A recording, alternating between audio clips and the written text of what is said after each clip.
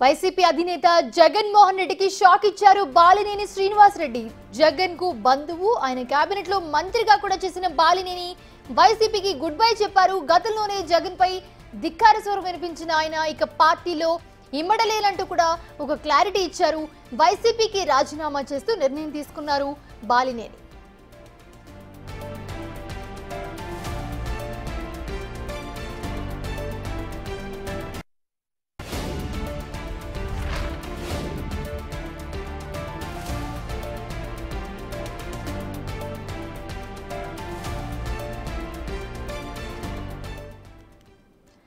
YCP అధినేత జగన్మోహన్ రెడ్డికి shock ఇచ్చారు బాలినేని శ్రీనివాస్ రెడ్డి. జగన్ కు బంధువు అయిన ఆయన కేబినెట్ లో కూడా మంత్రిగా చేశారు, మనందరికీ తెలుసు. అయితే ఇప్పుడు ప్రస్తుతం వైసీపీకి గుడ్ బై చెప్పారు బాలినేని. ఇదే అంశానికి సంబంధించి మరిన్ని అప్డేట్స్ మా ప్రతినిధి శివ అందిస్తారు. శివ, మౌనిషా, మొత్తం మీద చూసుకుంటే ప్రకాశం జిల్లాలో వైఎస్ఆర్సీపీకి కోలుకోలేని దెబ్బ తగిలిందని చెప్పుకోవచ్చు. ప్రకాశం జిల్లాకు సంబంధించి వైసీపీకి ఇంకా దిశ చేసే నాయకుడే కరువైన పరిస్థితి కనిపిస్తోంది. ఎందుకంటే ప్రకాశం జిల్లాకు సంబంధించి గతంలో కాంగ్రెస్ పార్టీకి కానీ ఆ తర్వాత వైఎస్ఆర్సీపీకి సంబంధించి కానీ కీలకమైన నేతగా ఒకే ఒక వ్యక్తిగా బాలినేని శ్రీనివాస్ రెడ్డి ఉన్నారు. ప్రస్తుతం ఆయన వైఎస్ఆర్సీపీకి రాజీనామా చేసిన పరిస్థితి కనిపిస్తూ ఉంది. అలాగే రేపు జనసేన అధినేత పవన్ కళ్యాణ్తో కూడా భేటీ కాబోతున్నారు. కొద్దిసేపు క్రితం ఆయన బిగ్ టీవీతో ఎక్స్క్లూజివ్గా మాట్లాడుతూ కూడా తాను ఏదైతే వైఎస్ఆర్సీపీకి రాజీనామా చేశానో రేపు విజయవాడ వచ్చి విజయవాడలో జనసేన అధినేత పవన్ కళ్యాణ్తో కలుస్తాను, ఆ తర్వాత తన రాజకీయ భవిష్యత్తు ప్రకటిస్తానని చెప్పి కూడా ఆయన బిగ్ టీవీతో చెప్పడం జరిగింది. సో ఈ నేపథ్యంలోనే ఏదైతే రానున్న రోజుల్లో ఖచ్చితంగా ఆయన జనసేన పార్టీ నుంచి క్రియాశీలకంగా వ్యవహరించే అవకాశాలు మెండుగా కనిపిస్తున్నాయి. ఒకవైపు ప్రభుత్వం ఏదైతే తెలుగుదేశం, బీజేపీ, జనసేన కలిసి ప్రభుత్వం ఏర్పడతో పాటుగా తెలుగుదేశం, జనసేన, బీజేపీ ఏ పార్టీకి ఆ పార్టీ కూడా ఎదగటానికి, అంటే వ్యక్తిగతంగా ఎదగటానికి పూర్తి స్థాయిలో కూడా ప్రయత్నాలు చేస్తూ ఉన్నాయి. ఆ ప్రయత్నాల్లో భాగంగానే ఎవరైతే వైఎస్ఆర్సీపీకి సంబంధించి గత ప్రభుత్వంలో టీడీపీ నేతలు కానీ జనసేన నేతలు కానీ ఇబ్బందులు చేయకుండా ఉన్న వ్యక్తులని ఆ పార్టీ నేతలు సెలెక్ట్ చేసుకొని ఆ పార్టీల్లో చేరడానికి సిద్ధంగా ఉన్న వ్యక్తులకి గ్రీన్ సిగ్నల్ ఇస్తున్న పరిస్థితి కనిపిస్తోంది.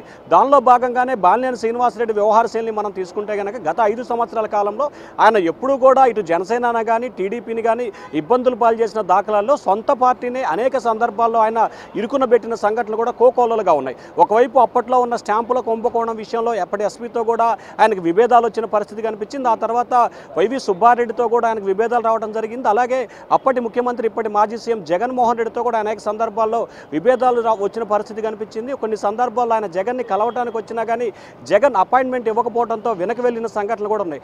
ఆ తర్వాత జరిగిన ఎన్నికల్లో కూడా ఒంగోలు ఎంపీ అభ్యర్థిగా చెవిరెడ్డి భాస్కర్ రెడ్డిని కూడా ప్రకాశం జిల్లా ఎంపీ అభ్యర్థిగా ప్రకటనతో బాలినేని అసంతృప్తి తీవ్ర స్థాయిలో చేరింది. అలాగే ఎవరైతే బాలినేనికి సంబంధించి ఆ జిల్లాలో కొంతమందిని అభ్యర్థులను ఎంపిక చేశారు, ఆ అభ్యర్థులను కాదని చెవిరెడ్డి చెప్పిన అభ్యర్థులను ఎంపిక చేయడం పట్ల కూడా బాలినేని అప్పటి నుంచే అసంతృప్తిగా ఉన్నారు. ఆ తర్వాత జరిగిన ఎన్నికల్లో ఘోర పరాజయాన్ని చవిచూశారు. ప్రకాశం జిల్లాకు సంబంధించి 12 అసెంబ్లీ స్థానాలు ఉంటే 10 అసెంబ్లీ స్థానాలు కూటమి ప్రభుత్వం గెలుచుకోవడం జరిగింది. సో 2 స్థానాల్ని ఏదైతే వైసీపీ గెలుచుకుంది, సో ఈ 2 స్థానాలు గెలుచుకున్న నేపథ్యంలో కూడా ఏదైతే ఎర్రగొండపాలెంకి సంబంధించిన అభ్యర్థి గెలిపి ఆయన కూడా బాలినేని అనుచరుడుగా కూడా మొదటి నుంచి ఉన్నారు. ఇప్పుడు బాలినేని శ్రీనివాసరెడ్డితో ఆయన కూడా జనసేన వైపు పయనిస్తారా అనే అనుమానాలు అయితే ప్రస్తుతం ప్రకాశం జిల్లాలో కొనసాగుతుంది. ఎందుకంటే చంద్రశేఖర్ మొదటి నుంచి కూడా బాలినేనికి కుడిభుజంగా, బాలినేనికి అనుచరుడుగా ఉన్న పరిస్థితి కనిపిస్తూ ఉంది. ఆయన కూడా రానున్న రోజుల్లో జనసేన వైపు పయనిస్తారా అని చెప్పి కూడా చర్చ జరుగుతూ ఉంది. ముఖ్యంగా ఉమ్మడి ప్రకాశం, నెల్లూరు జిల్లాల్లో జనసేన బలోపేతానికి బాలినేని ఉపయోగపడతాడని చెప్పి కూడా జనసేన ఒక ఆలోచన చేస్తూ ఉంది. ఎందుకంటే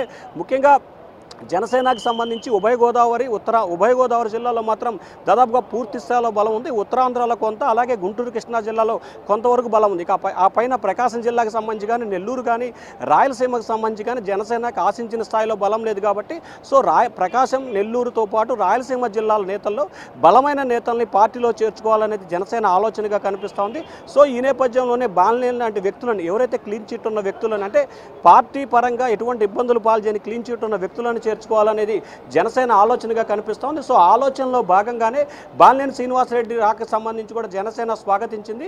రేపు జనసేన అధినేత పవన్ కళ్యాణ్తో బాలినేని భేటీ కాబోతున్నారు. ఆ తర్వాత పార్టీలో ఎప్పుడు చేరతారు ఏమిటి అనే దానికి సంబంధించి కూడా క్లారిటీ వచ్చే అవకాశాలు అయితే కనిపిస్తున్నాయి. సో ఓవరాల్గా చూసుకుంటే మొన్నటి ఎన్నికల్లో ఘోర పరాజయాన్ని చవిచూసిన వైసీపీకి ప్రతిరోజు ఒక షాక్ తగులుతుంది. మొన్న చూసుకుంటే కొంతమంది మాజీ ఎమ్మెల్యేలు, జిల్లా అధ్యక్షులు వైఎస్ఆర్సీపీకి రాజీనామా చేయడం, ఆ తర్వాత 2 రాజ్యసభ సభ్యులు వైసీపీకి రాజీనామా చేయడం, ఈరోజు ఉదయం కృష్ణా జిల్లా జగ్గేపేటకు సంబంధించిన సామినేని ఉదయభాను కూడా రాజీనామా చేయడానికి సిద్ధపడటం, తాజాగా బాలినేని శ్రీనివాసరెడ్డి రాజీనామా, ఇట్లా వరుసగా ఆ పార్టీకి సంబంధించి ఎవరైతే జగన్మోహన్ రెడ్డి పార్టీ పెట్టిన దగ్గర నుంచి అండగా భరోసాగా వెన్నవెంటే ఉన్న వ్యక్తులే మాత్రమే ప్రస్తుతం ఆ పార్టీకి రాజీనామా చేస్తున్న పరిస్థితి కనిపిస్తోంది. మనుష చూసుకుంటే కనుక ఇందాక బిగ్ జీవితో కూడా బాలినేని చెప్పడం జరిగింది. రేపు జనసేన పార్టీ అధినేతని కలవబోతున్నాను, విజయవాడ వెళ్తున్నానని కూడా బాలినేని చెప్పడం జరిగింది. అయితే జనసేనలో చేరడానికి బాలినేనికి ఉన్న అవకాశాలేంటి, ఆయన ప్లాన్స్ ఎలా ఉండబోతున్నాయి?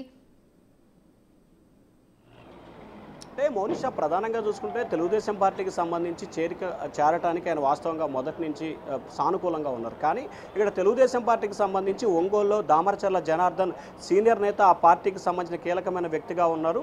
గత 3-4 ఎన్నికల్లో కూడా బాలినేని వర్సెస్ దామరచర్ల జనార్దన్ మధ్య కూడా కొనసాగుతుంది, 2014 కానీ 19 కానీ 24 కానీ.